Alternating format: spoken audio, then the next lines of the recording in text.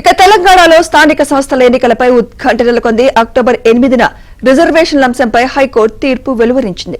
అయితే 42% బీసీ రిజర్వేషన్లకు high court green signal ఇస్తుందా, అభ్యంతరం చెప్తుందా అన్న దానిపై ఉత్కంఠ నెలకొంది. హైకోర్టు తీర్పుతోనే ఎన్నికలపై సస్పెన్స్ వీడనుంది. ఒకవేళ జీవోను హైకోర్టు రద్దు చేస్తే ప్లాన్ బికు రాష్ట్ర ప్రభుత్వం సిద్ధమైంది.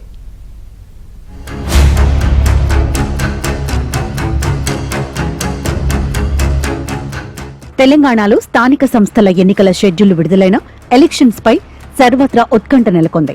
అసలు షెడ్యూల్ ప్రకారమే స్థానిక సంస్థల ఎన్నికలు జరుగుతాయా అనే అనుమానాలు గ్రామాల్లో వ్యక్తమవుతున్నాయి. స్థానిక సంస్థల ఎన్నికల్లో బీసీలకు 42% రిజర్వేషన్ కల్పిస్తూ ప్రభుత్వం జీవో ఇచ్చింది.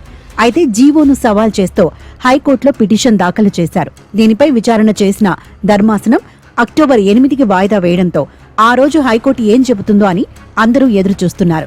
గతంలో మహారాష్ట్రలో ఎన్నికలు నిర్వహించిన తర్వాత కోర్టును వాటిని రద్దు చేసినట్లు చెబుతున్నారు. ఈ నేపథ్యంలో తెలంగాణ హైకోర్టు ఏం చెబుతుందోనని అందరి చూపు అటువైపు మళ్లింది.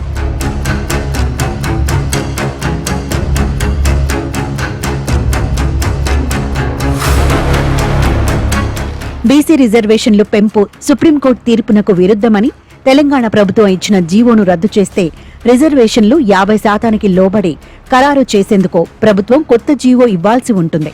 ఈ నేపథ్యంలో ప్లాన్ బిని ప్రభుత్వం అమలు చేయాలని డిసైడ్ అయింది. రిజర్వేషన్లు 50% దాటకుండా కేటాయించిన ఎన్నికలకు వెళ్లేలా మరో ప్రణాళిక సిద్ధం చేసి పెట్టుకున్నట్లు సమాచారం.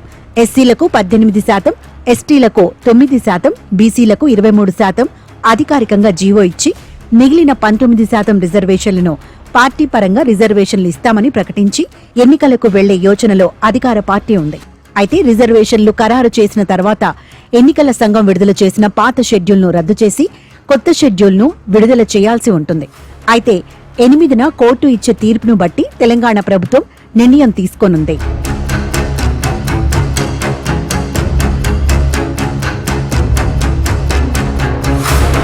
ఇదిలా ఉంటే స్థానిక సంస్థల ఎన్నికల్లో అభ్యర్థుల ఎంపికపై తెలంగాణ కాంగ్రెస్ పార్టీ దృష్టి పెట్టింది.